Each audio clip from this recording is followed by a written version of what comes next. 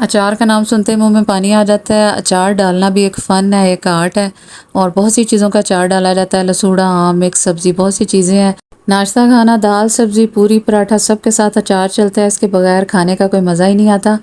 तो अच्छा अचार बनाने के लिए हमारी रेसिपी को फ़ॉलो करें।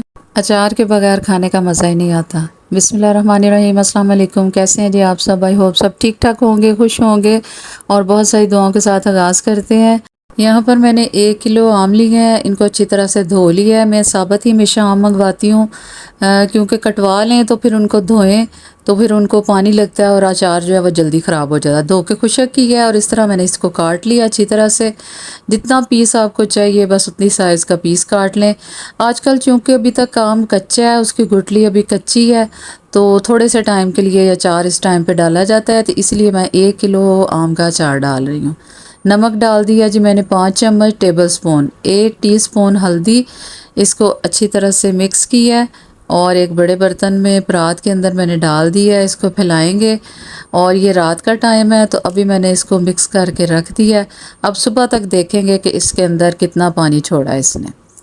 अब यहाँ पर देखें, एक रात में इसने काफ़ी पानी छोड़ दिया है। आजकल गर्मी बहुत ज़्यादा है, पानी जल्दी खुश्क हो जाएगा और थोड़े थोड़े वक्फे के बाद इसको मिक्स करते रहेंगे। तो ये तकरीबन मेरा पानी जो है ना 1 दिन और 1 रात में इसका पानी खुश्क हो गया था। अचार के अंदर जो भी मसाले वगैरह जाते हैं वो सारे बहुत ही ज़्यादा फ़ायदेमंद हैं।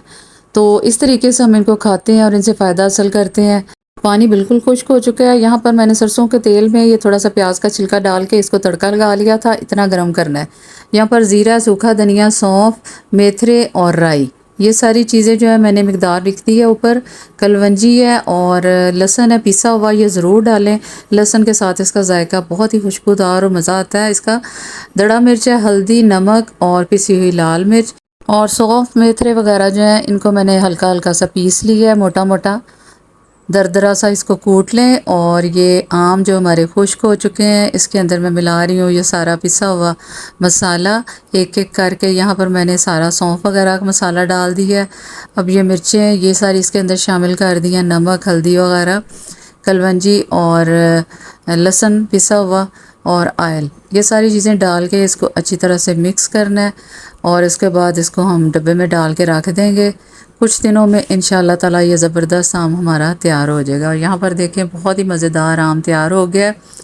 नमक जो है वो अच्छी मिकदार में डालें, कभी भी बर्तन के अंदर गीला चम्मच नहीं डालें और तेल जो है वो हमेशा अचार से ऊपर होना चाहिए, अचार उसके अंदर डूबा हुआ होना चाहिए और पानी बिल्कुल ना हो, खुश्क हो। चम्मच कभी भी गीला इसके अंदर मत डालें।